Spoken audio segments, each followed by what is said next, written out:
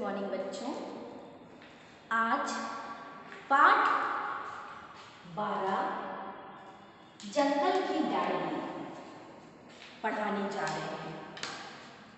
इस पाठ द्वारा बताया जाएगा कि बाघ अपने शिकार के साथ क्या करता है और कैसे घटना स्थल का मुआयना किया जाता है। तो अपनी बुक खोलिए और ध्यानपूर्वक रीडिंग करिए। फरवरी 2009 की एक रात को एक कर्मचारी ने खबर दी। खबर का अर्थ होता है समाचार पहुंचाना।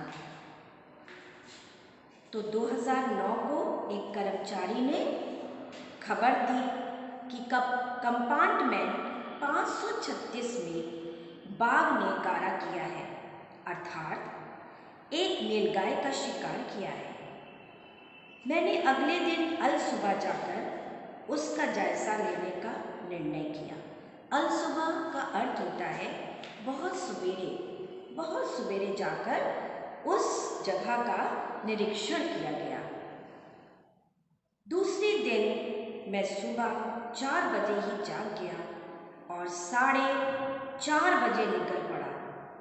जिप्सी से करीब 17 किलोमीटर और 2 किलोमीटर पैदल चलकर उस स्थान पर पहुंचे जहां शेर ने नीलगाय का शिकार किया था। वास्तव में ये एक कम उम्र का नर नील था। मारने के तरीके से स्पष्ट दिखाई देता था कि ये काम बाघ का ही है, क्योंकि बाघ ज्यादातर अपने मुंह से शिकार की गर्दन पकड़कर दांत गड़ा देता है और शिकार के वजन के झुकाव के दूसरी तरफ झटका देकर गर्दन तोड़ देता है। नील की गर्दन पर दांतों के निशान और टूटी गर्दन साफ बता रही थी कि इसे बाघ ने ही मारा है। बाघ आमतौर पर शिकार को मारकर उसे एक सुरक्षित स्थान पर घसीट ले जाता है और फिर आराम से खाता है, लेकिन इस मामले में बाघ को शिकार किए 14 घंटे बीत गए थे, मगर उसने अभी तक शिकार को बिल्कुल भी नहीं खाया था, सिर्फ घसीट कर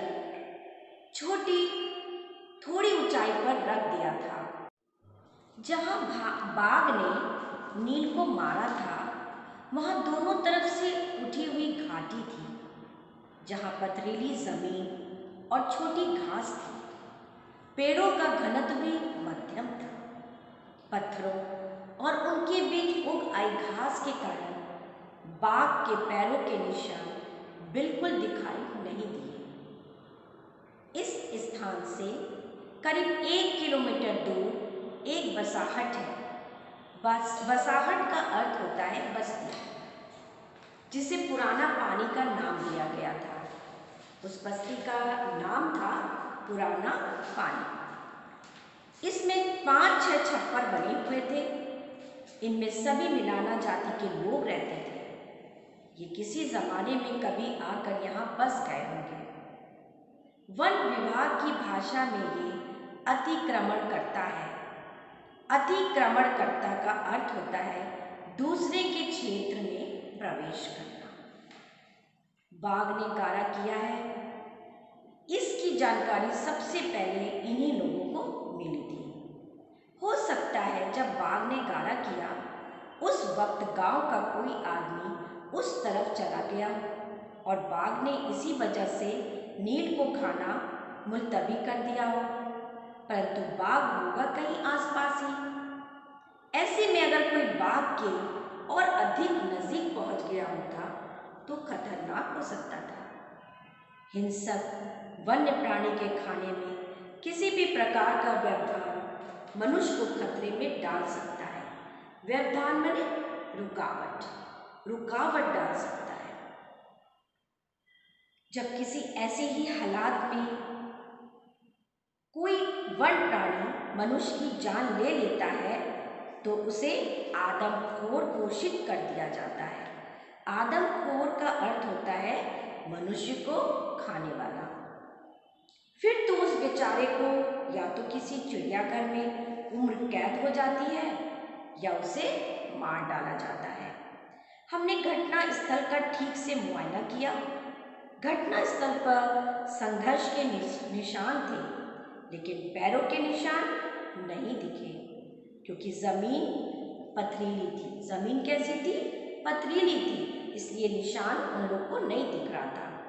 मरे हुए नील का मुआयना करते हुए हमें स्पष्ट आभास हुआ कि बाघ आसपास ही कहीं थोड़ी दूर पर मौजूद है और हमें देख रहा है, क्योंकि शिकार करने के बाद बाघ अधिक दूर नहीं जाता और अपने भोजन पर नजर रखता है जब तक उसे पूरा खा न ले। कई बार तो आधा खाने के बाद दूसरे परजीवियों से बचाने के लिए वो उसे घास पत्तों से ढक देता है। हमने अधिक देर वहाँ ठहरना उचित नहीं समझा। हम वापस आने लगे। पुराना पानी आकर ग्रामीणों से चर्चा की, उनसे अनुरोध किया कि उस तरफ 2-3 दिन तक कोई ना जाए। तो बच्चों, इस पाठ में आपको बाघ के बारे में बताया गया कि बाघ कैसे शिकार करता है और कैसे उसका मुआयना किया गया। तो आप इस पाठ को 2 बार पढ़िएगा, अच्छे से पढ़िएगा। और इस पाठ से हमें यही शिक्षा मिलती है कि हमें जंगली जानवरों से सावधान रहना चाहिए, क्योंकि जंगली जानवर आप पर कभी भी हमला कर सकते हैं, इसलिए अपना बचाव खुद ही करना चाहिए।